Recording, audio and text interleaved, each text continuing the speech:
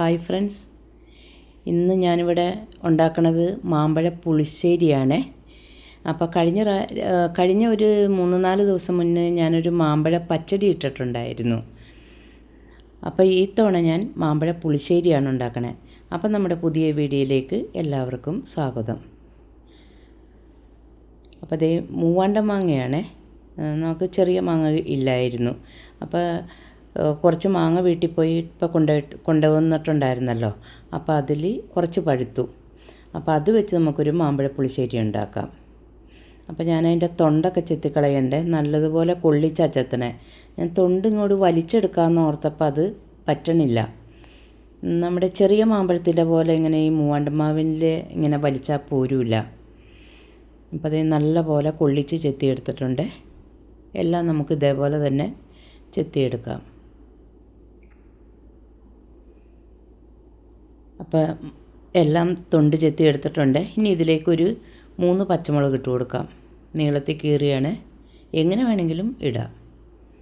ഞാനിപ്പോൾ ഇവിടെ നീളത്തിൽ കീറിയാണ് ഇട്ടിരിക്കണേ. ഇനി ഇതിലേക്ക് ഒരല്പം കറിവേപ്പില ഇട്ട് കൊടുക്കാം.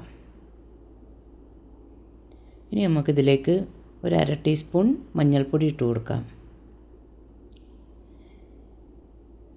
അപ്പോൾ 1/2 ടീസ്പൂൺ മതി. മാമ്പഴത്തിന് നല്ല നിറമുണ്ടല്ലോ, അപ്പം നല്ല നിറം കിട്ടും.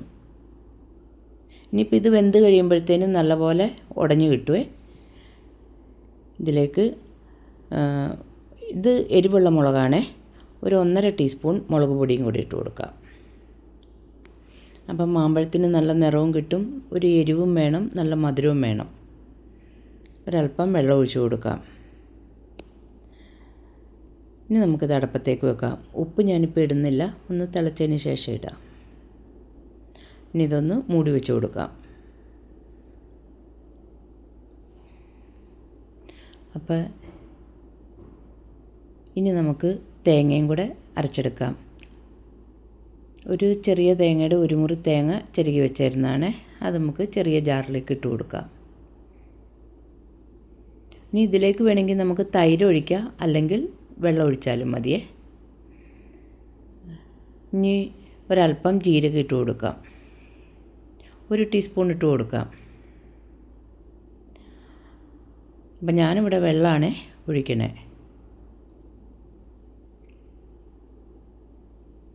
കുറച്ച് വെള്ളം ഒഴിച്ചാൽ മതിയേ. ഇനി നല്ലപോലെ അരച്ചെടുക്കാം.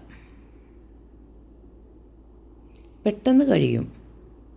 അപ്പം നമ്മുടെ മാമ്പഴമൊക്കെ നല്ലോണം തിളച്ച് ഉടഞ്ഞൊക്കെ കിട്ടിയിട്ടുണ്ട്.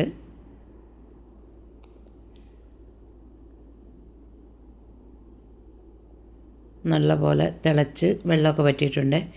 ഞാനിതിലേക്കൊരു വലിയ കഷ്ണം ശർക്കരയും കൂടി ഇട്ട് കൊടുക്കുന്നുണ്ട്. അപ്പം നല്ലൊരു മധുരം വേണം. ഇനി നമുക്ക് ഉപ്പും കൂടി ഇട്ട് കൊടുക്കാം. കല്ലുപ്പാണ് ഇട്ടിരിക്കണേ.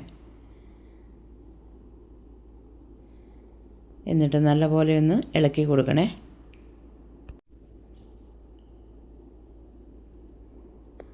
ഇനി ഇതിലേക്ക് 1 ടീസ്പൂണല്ല സ്പൂണ് നിറച്ച് നെയ്യ് ഒഴിച്ച് കൊടുക്കുന്നുണ്ട്. അപ്പോൾ ആ ശർക്കരയിലും നെയ്യിലും കിടന്ന് മാമ്പഴം നല്ലതുപോലെ ഒന്ന് വേവട്ടെ. അപ്പോൾ ഒരു പ്രത്യേക രുചിയാണ്.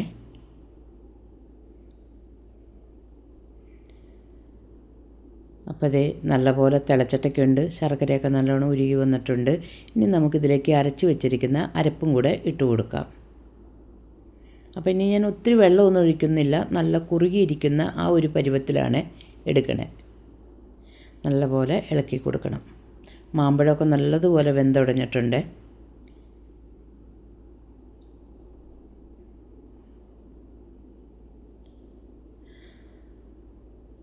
അപ്പോൾ മാമ്പഴം കിട്ടുമ്പം ഇങ്ങനൊരു മാമ്പഴ പുളിശ്ശേരി ഉണ്ടാക്കാൻ മറക്കരുത്. വിഷുവിന് പ്രത്യേകിച്ച് ഒരു വിഷു സ്പെഷ്യലാവട്ടെ. ഇനി ഇതിലേക്കൊന്ന് കടുക് വറുക്കണേ. അപ്പോൾ കടുക് വറുക്കുമ്പം നെയ്യിൽ വേണേ വറുക്കാനായിട്ട്. ഇനി ഇതിലേക്ക് തൈര് ഒഴിച്ച് കൊടുത്തിട്ടില്ലായിരുന്നു. തൈര് അവസാനമാണ് ഒഴിച്ച് കൊടുക്കണേ. ആ അരപ്പൊക്കെ ഒന്ന് തിളച്ചതിന് ശേഷമാണ് ഒഴിച്ച് കൊടുക്കണേ. കണ്ടോ, നല്ല പോലെ കുറുകിയാണ് ഇരിക്കണേ.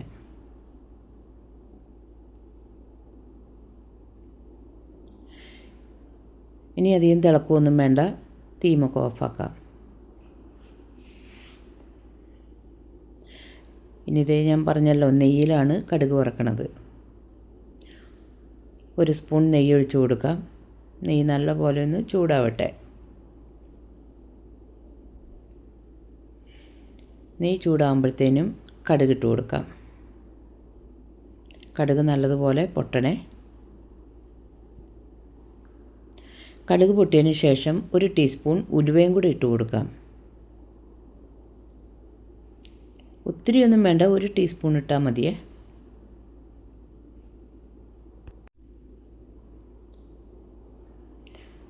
ഉലുവ പൊട്ടിയതിന് ശേഷം 1 ടീസ്പൂൺ ഇട്ട് കൊടുത്തിട്ടുണ്ട്. ഉലുവ പൊട്ടിയതിന് ശേഷം ഒരു 2-3 ചെറിയ ഉള്ളി അരിഞ്ഞ് വെച്ചിട്ടുണ്ട്, വട്ടത്തിൽ അരിഞ്ഞാണ് വെച്ചിരിക്കണേ. അതും കൂടി ഇട്ട് കൊടുക്കണം.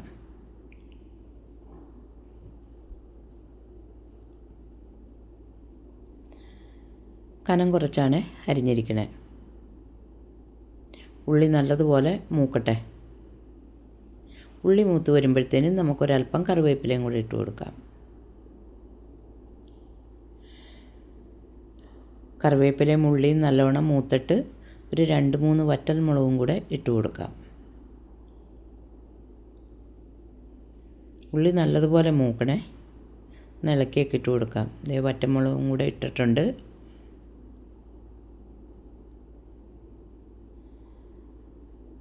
അപ്പോൾ ആ മുളക് ഒത്തിരി അങ്ങോട്ട് കരിഞ്ഞൊന്നും പോവണ്ട.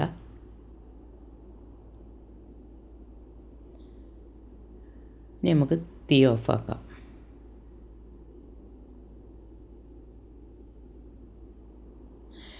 ഇനി നമുക്കിത് മാമ്പഴപ്പുളിശ്ശേരിയിലേക്ക് ഒഴിച്ചു കൊടുക്കാം.